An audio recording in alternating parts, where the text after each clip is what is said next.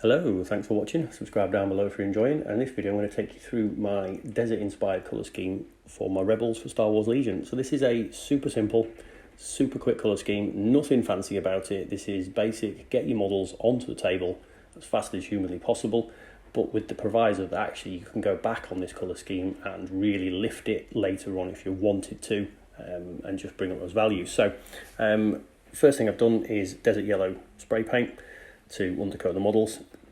You can start off with a black or a grey or whatever your undercoat you prefer and base layer it yourself, but we're going for speed with this colour scheme, so this does a good hour or so of the work for you by doing that. Then we're moving on to a green grey here for the webbing, the pouches, the straps. So green grey is colour that would match actually what a lot of 1940s, 50s and 60s webbing that the real army would use. So, and that's what we want to go for with Star Wars, I think, because in the films they wore real webbing, they used surplus equipment from the army, they even used dressed up 1950s and 60s weaponry, so it's very appropriate to do that kind of scheme. After we've done the webbing and all the models, moving on to a light brown for the leather, so the gloves, the boots, and again particularly because in those days the American army were using brown boots through the 1940s, and I'm assuming that's what they ended up picking up and using some in the films. As we go through this paint scheme I will reference what the colours are, but if you want the exact matches I'll stick it in the description down below as ever, and you can have a look or you can just take what I'm doing as sort of inspiration. So now moving on to a sort of darker brown, and we're doing this on the helmet peaks and on the actual helmet tops, just to add a bit of visual difference in that. Now you could use just the same brown across the entire helmet and then just the ink layer we're doing later, and you could do some highlighting to make it look different, but it doesn't add a great deal of time on to do this. So although going for a quick scheme, it is worth knocking through a couple of different colours just to give you that little bit of visual difference as you're working. So I suppose some background on this colour scheme. I did say before that I'm doing it to bash it out onto the table to play. So started playing Star Wars Legion sort of September, October last year with my lad. Third video I did was the terrain for it from TT Combat, so check that out. I'll put a link down below if you want to have a look at that. So it's just something I do not often, but I bash out the odd unit. Basically, as my son has painted his stormtroopers, I'll then knock out our unit so we keep pace with each other with painted armies as we go. Trying to raise a war game that actually paints all these figures before buying more, which would be a miracle if that ever happens. So yeah, that's kind of a methodology for painting this army. Another of the reasons why I'm trying to keep it a fairly basic colour scheme, because I don't want to throw too much at a starting war game. And I think that's important for everyone to realise. Don't rush to do 1,000,001 things. Do the basics, leave it at a stage that you can build on it later, and hopefully when you see this scheme at the end, it's a nice looking scheme, but also you can go back and we can add extra things.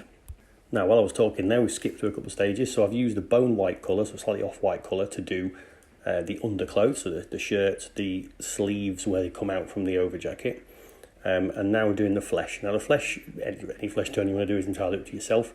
I've just used the flat flesh onto this, like a normal pale flesh colour. And one thing to note on the Star Wars Legion models, you've got to be quite careful about getting into all the angles of the faces. They are dynamic, real poses. So small brush, get in, try and cover all those angles. There's only one model with hands to do, which is the unit leader, so not too much flesh to be getting at, but just one to kind of watch. And then we're moving on to the alien face here. I've seen this done in a number of colour schemes, but for speed, I find the sort of blue colour, I think it looks quite nice, so I've just gone for like a flat blue colour. Smacking it on there. So you could go for greens. I've seen these done in red, I've seen whatever it takes your fancy. I particularly liked the effect of the blue skin. Now this is the last of the actual base colours that we're doing. You'll see on the unit leader there, I'll put some blue into his helmet visor.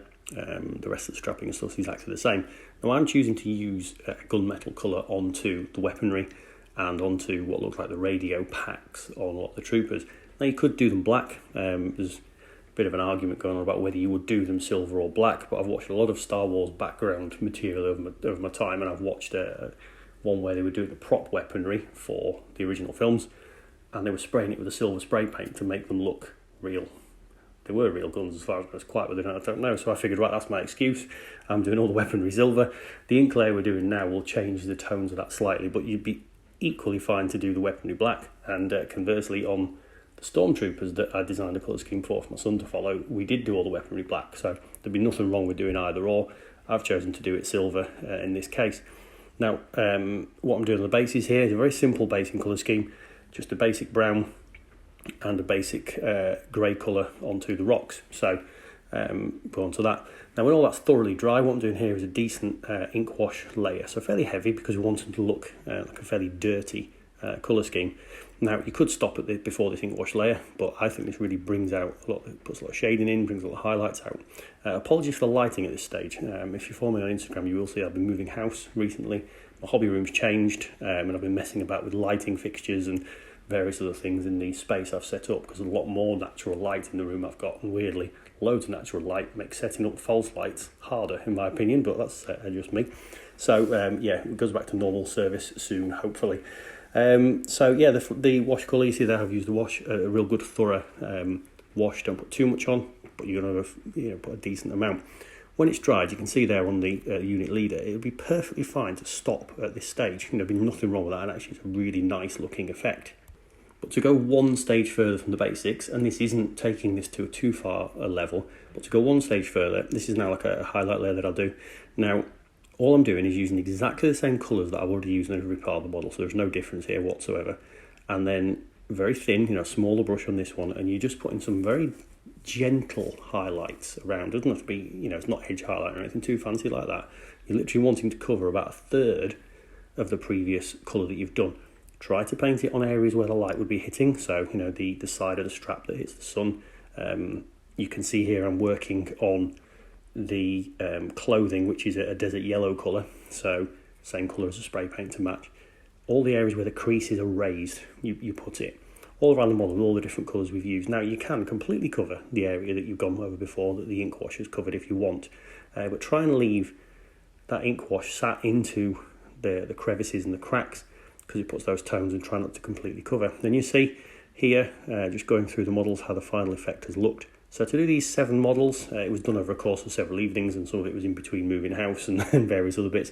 But total time for these 7 models is probably about 3 hours max. Quick, simple, hopefully fairly effective, and a way of getting a lot of models on the table. Now you can go back to this later on and do some extra blending in, some extra highlight tones, some extra stuff, but actually as a basic, get it on the table. I think it's great, so I hope you like that. Like, comment, subscribe. See you next time.